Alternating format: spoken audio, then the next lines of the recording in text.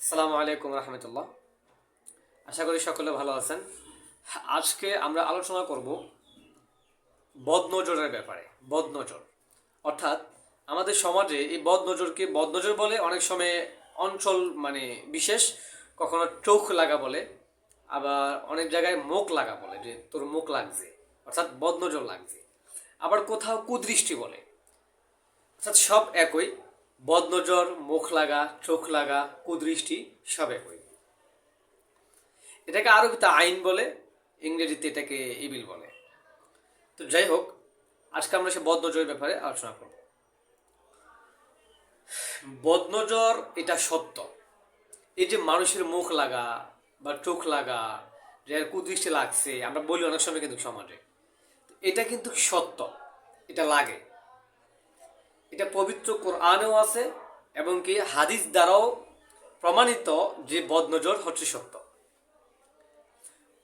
দেখেন, পবিত্র কোরআনে একটা আয়াত আছে যে ইয়াকুব আলাইহিসসালাম ওনার ছেলেদেরকে লক্ষ্য করে বলছিল, যখন তার আদিতে মিশর যাওয়ার জন্য রওনা হয়েছিল, যে ওনার সব সন্তানরা একসাথে ইউসুফ আলাইসাল্লামকে নিয়ে আসবে, তখন ইয়াকুব আলাইসাল্লাম ওনার ছেলে সন্তানদেরকে এই উপদেশ দিছিলেন যে ইয়া বুনাইয়া লা তাদখুলু মিন বাবিন ওয়াহিদিন, যে হে আমার বৎস, তোমরা সকলে এক দরজা দিয়ে কিন্তু কি করবা না, প্রবেশ করবা না।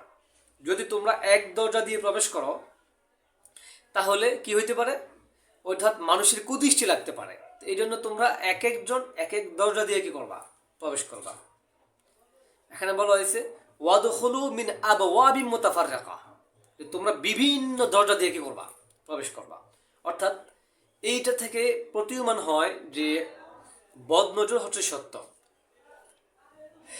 ইয়াকুব আলাইহিস সালাম ওনার সন্তানদেরকে নির্দেশ এজন্যই দিয়েছেন যে ওনার এতগুলো ছেলে, এত সুন্দর ছেলে, হৃষ্টপুষ্ট, এরা যদি একই দরজা দিয়েই সবগুলি যায়, প্রবেশ করে, তখন মানুষের কুদৃষ্টি লাগতে পারে, যে বলবে দেখো। এই জন্য যাতে মানুষের কুদৃষ্টি না লাগে, উনি ওনার সন্তানদেরকে পরামর্শ দিয়েছেন যে তোমরা বিভিন্ন দরজা দিয়ে কি করবা, প্রবেশ করবা। পবিত্র কোরআনের অনেক জায়গায় এই বদনজরের ব্যাপারে অনেক আয়াত আছে।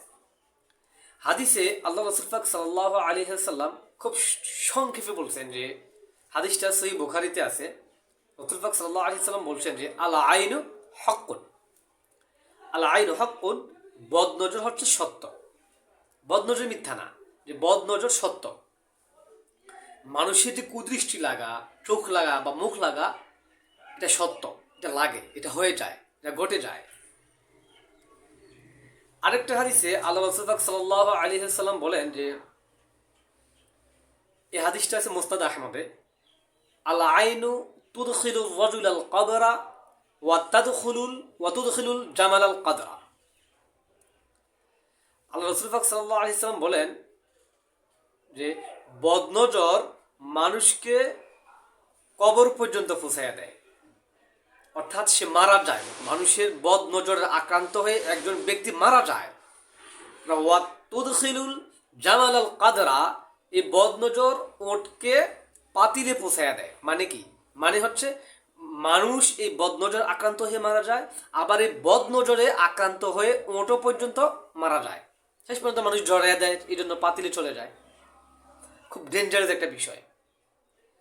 তাহলে আমরা এই হাদিস থেকে বুঝতে পারলাম যে বদনজরের কারণে, আমরা কিন্তু অনেকে বদনজরটাকে নর্মাল মনে করি, এটা সমস্যা নাই, এটা লাগছে, এটা চলে যাবে, এটা নর্মাল কোনো বিষয় না।